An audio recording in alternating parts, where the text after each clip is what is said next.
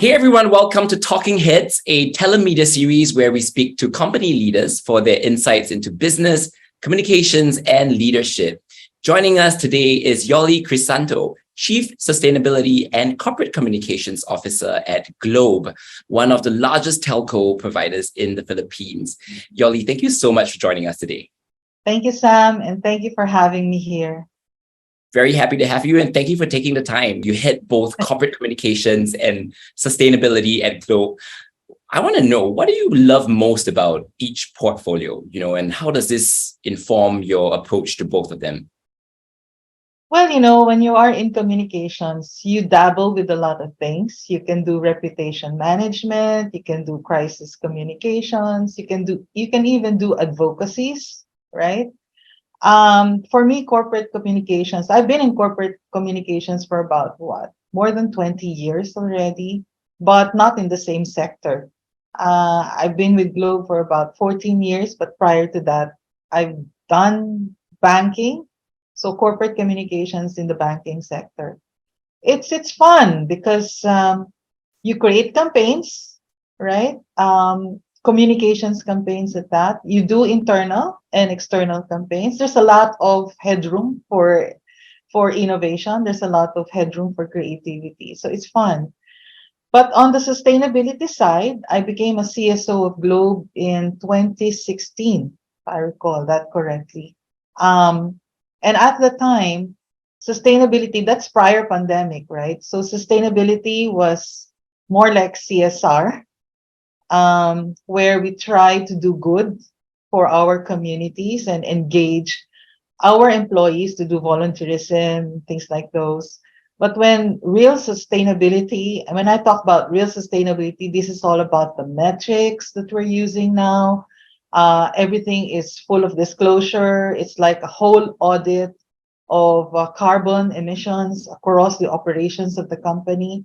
So it became more like cerebral because sustainability is more data gathering. So it's kind of science based, right? So having said that, it gives me a balance. Sustainability is about doing good, making sure that our operations, that our people are able to do good for others and good for the community. But at the same time, communications is all about being able to express your ideas out there and entice people to think about our brand and make sure that they look at Globe in a very good way. So the two tie in hand and like dovetail in that sense. Yes, I've been in communications for a long time, but I think sustainability gave me purpose, um, because it allows me to really think about the problems per se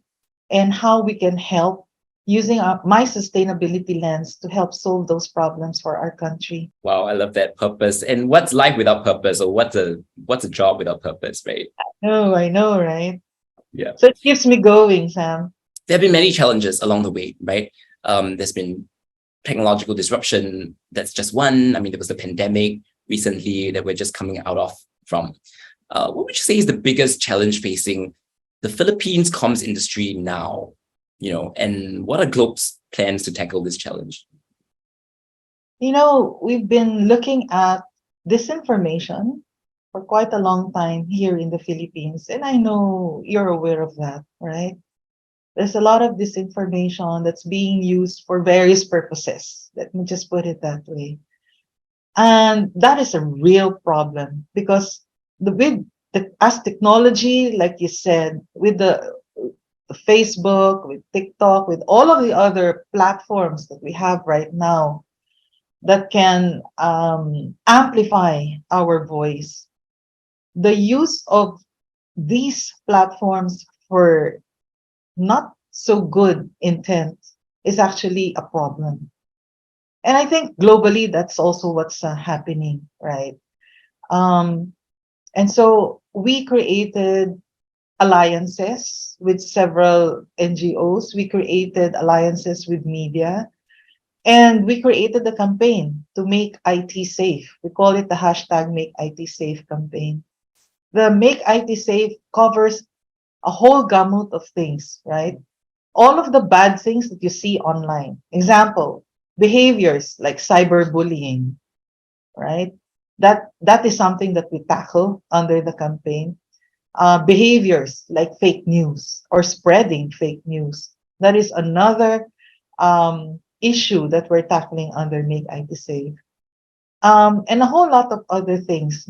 I don't know if we're making a lot of headroom along this space because it's still continuing and we're still at it because we firmly believe that we can do good using the platforms that we are using now.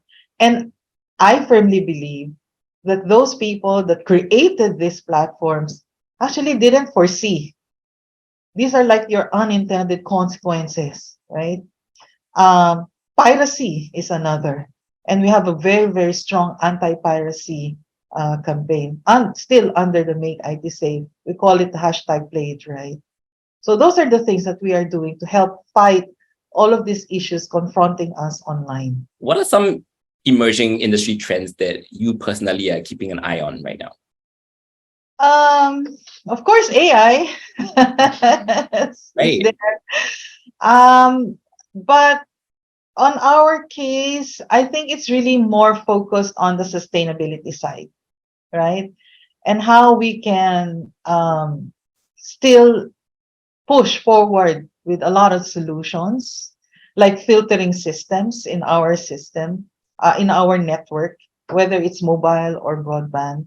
Those filtering systems are important, especially for content, example like online sexual abuse against children, right? Those are the content that we do not want in our traffic, in our network. So, um, yes, there's a use of AI now in terms of, let's say, customer service. We're using AI, chatbots, etc. But today, I think one of the things that I would personally want to do is how we can integrate the use of AI for education. That is one of my passion points.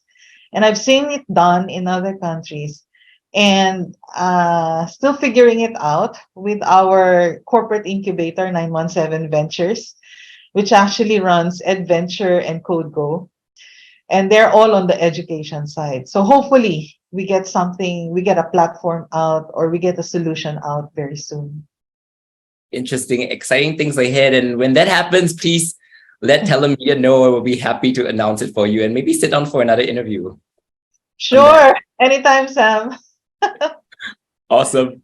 Now, Yoly, you have been named one of Asia's top sustainability super women. All right, this was a title that was conferred on you, I guess, a few years ago. I want to know, what does this accolade mean to you as a female leader? Especially in a corporate environment, right, where things may not always be the friendliest to women.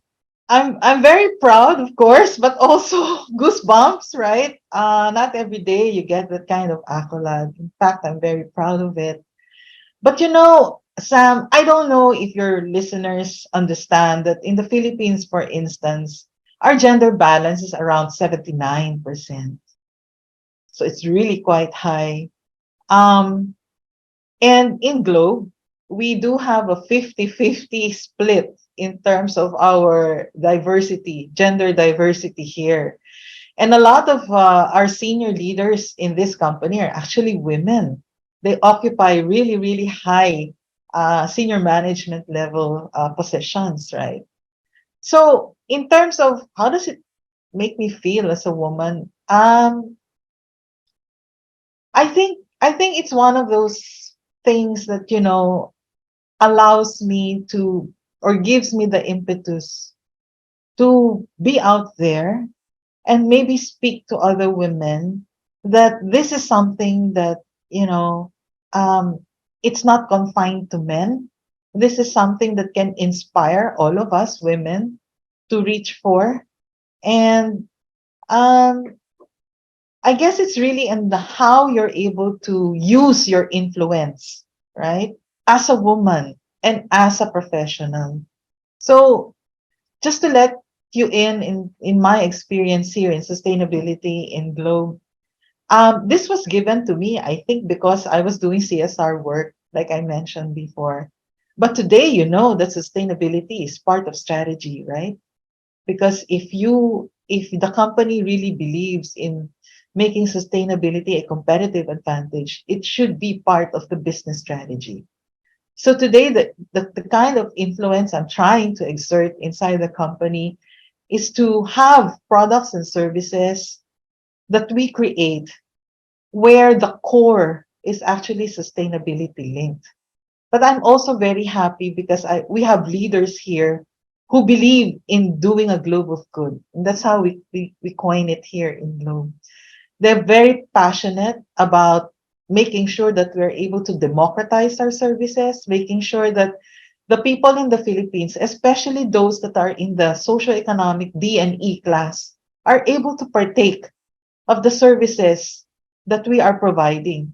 I'm sure you know the Philippines is one of those countries that are highly prepaid. About 95% are prepaid customers here. They're not postpaid customers, unlike in other developed nations, right? So that gives us a lot of, how should I put it, inspiration, gravitas, if you will, because it allows us to look for solutions that can really help our people. And, we are a developing nation, not like you guys, right?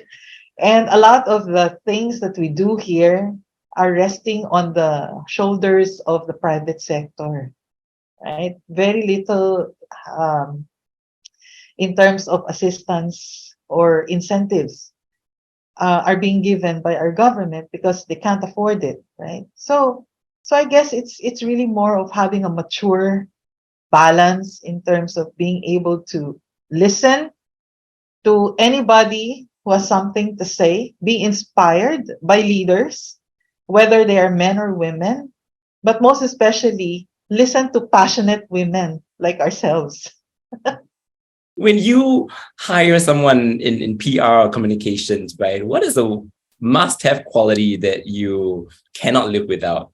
And do you have any advice for aspiring communications practitioners who maybe want to go down the route that you have gone down?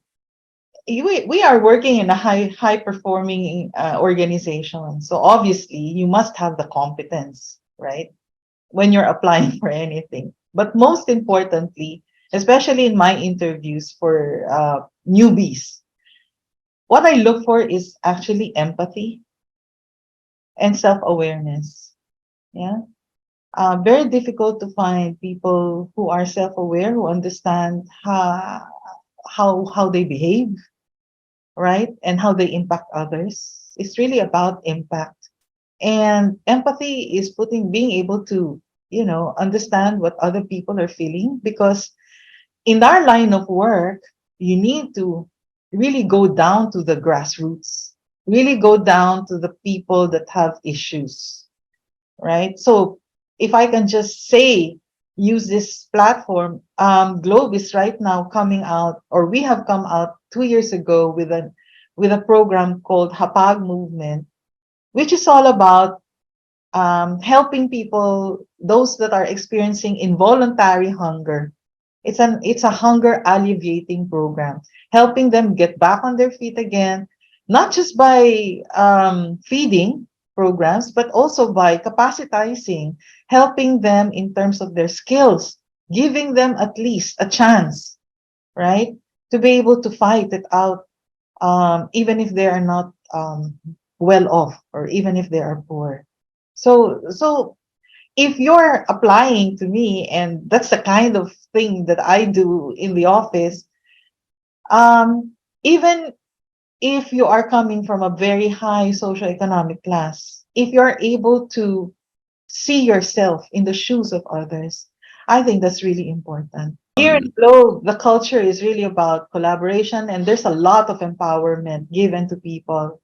Now it's a question of, if you're here inside Globe, what are you going to do with the empowerment that you have, considering that the company actually impacts 87 million Filipinos.